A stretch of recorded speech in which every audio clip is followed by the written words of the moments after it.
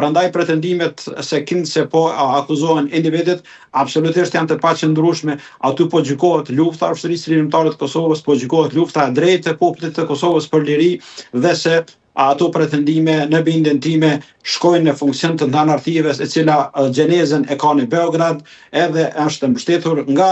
Rusia. E synimi natyrisht se nuk është ky. Synimi përveç kësaj natyrisht delegitimimin e luftës së ushtrisë lirimtare të Kosovës, synimi është që të shkohet përtej, të delegitimohet edhe intervenimi i NATO-s dhe në instancë së fundit të synohet të rikthehet në tavolinë edhe çështja e shpalljes së pavarësisë. Mirëpo unë jam i bindur dhe optimist që në rast se ka drejtësi, gjykata nuk do ta lejojë një çështje të tillë, sepse në instancën e fundit po flasim për dy narracione. Për narracionin të cilën e pam nga ana e prokurorisë e që në bindjen time është i mbështetur fuqishëm nga Beogradi dhe Moska, dhe do të flasim për një narracion tjetër të cilin do ta dëgjojmë nga nesër, e që është mbrojtja përmes dëshmitarëve të tyre,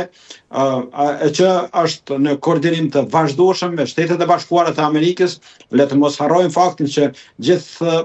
këta persona që kanë dëshmuar në gjykat, përveç që kanë qenë në funksion të mbrojtjes, kanë qenë në funksion të së vërtetës, ata paraprakisht kanë marrë autorizimin nga administrata amerikane, janë mbajtur pjesë dërmuese e deklarimeve të tyre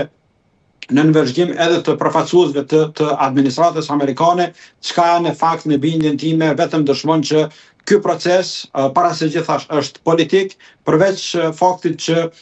prokuroria në bindjen time, siç e thash dhe kam thënë që në krye të herës, nuk ka arritur me argumentu akuzat. Po sa i dëmtojnë imazhin e Kosovës ndërkombëtarisht këto pretendime dhe kjo narrativ që po shohim që të vijë nga dhomat e specializuara me këtë kërkesë të prokurorisë? Sa e dëmton Kosovën dhe vetë historinë e saj? Absolutisht,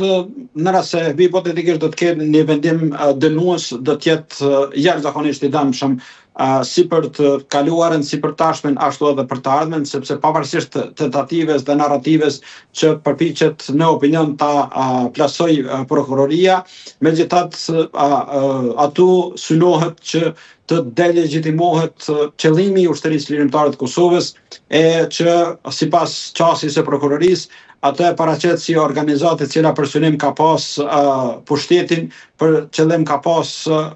aktivitet dhe për realizimin e këtij qëllimi ka ndërmarrë aktivitete të shumta në drejtim të eliminimit të kundërshtarëve politik e të ngjashëm, gjë e cila natyrisht është jashtëzakonisht e dëmshme për pjesën më të lavdishme të historisë së popullit të Kosovës, në veçanti e popullit shqiptar në veçanti në përgjithësi, sepse siç dihet natyrisht që pavarësia e Kosovës është dhe liria e Kosovës është sinonim i përpjekjeve shekullore për lirinë e vendit tonë, prandaj një tentativë e tillë është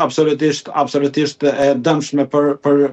vendin tonë dhe për popullin shqiptar në përgjithësi.